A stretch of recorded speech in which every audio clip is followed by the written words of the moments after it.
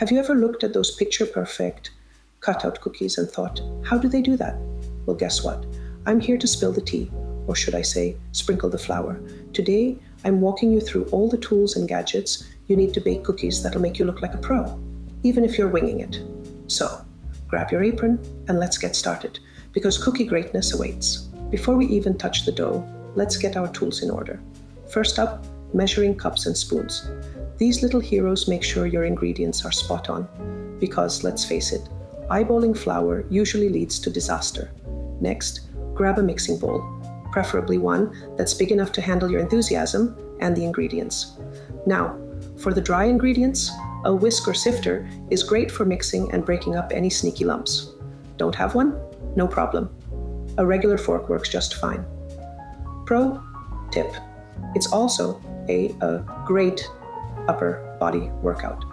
Who needs the gym when you've got cookie dough? Here's a little trick I use. If you're making a big batch, prep your dry ingredients the night before. It saves so much time when you're in the baking zone. Mixing is where the magic happens, and my secret weapon. My 7-quart KitchenAid stand mixer. It's like having a baking assistant who never complains. If you don't have a stand mixer, a hand mixer works just as well.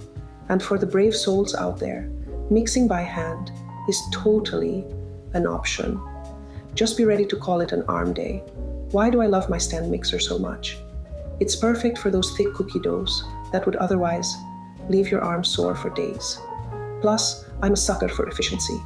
I can whip up a double batch in no time. And let's not forget my kitchen MVP, the silicone spatula. I swear, I can't make a single recipe without it. It's perfect for scraping every last bit of dough out of the bowl, because leaving dough behind is basically a baking crime, right? Oh, and a personal tip. Always scrape down the sides of your mixing bowl halfway through mixing to ensure everything is evenly incorporated. I always use plastic food wrap to tightly wrap the dough before chilling it in the fridge or freezing it. It keeps the dough from drying out and prevents any funky fridge smells from sneaking in. Pro tip: double wrap it if you're planning to freeze it for longer than a week. It's a lifesaver for maintaining that fresh dough consistency. Pro tip: label your dough with the date and type using a Sharpie. It's a lifesaver during holiday baking marathons when you've got multiple batches in the freezer. Here's where the fun begins: rolling out the dough. Start by prepping your baking sheet with a trusty layer of parchment paper. I'm absolutely obsessed with pre-cut parchment sheets. They're such a game changer. No more wrestling with rolls that curl up when you least expect it, or trying to cut a straight line, which, let's face it, never happens. Pre-cut sheets are like little baking superheroes, saving time and keeping things neat and stress-free. When it comes to rolling pins, I'm all about the adjustable kind. Why? Because even thickness equals evenly baked cookies. And who doesn't want that?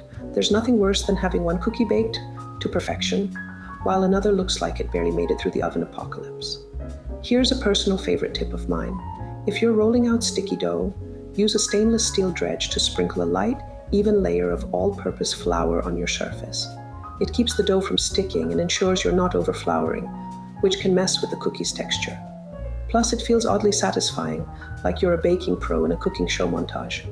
Once rolled, grab your cookie cutters. Dipping them in a little flour helps prevent sticking. And to lift those cutouts without mangling them, use a cake spatula or even a pancake turner. Trust me, your cookies will thank you. Now that your cookies are shaped and ready, it's time to bake. Watch my video, How to Bake Perfect Cutout Cookies That Hold Their Shape, for all the secrets to flawless baking.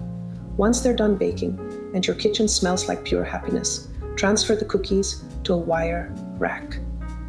Cooling racks aren't just fancy extras. They're essential for keeping your cookies perfectly crisp on the outside and soft on the inside. Here's my trick.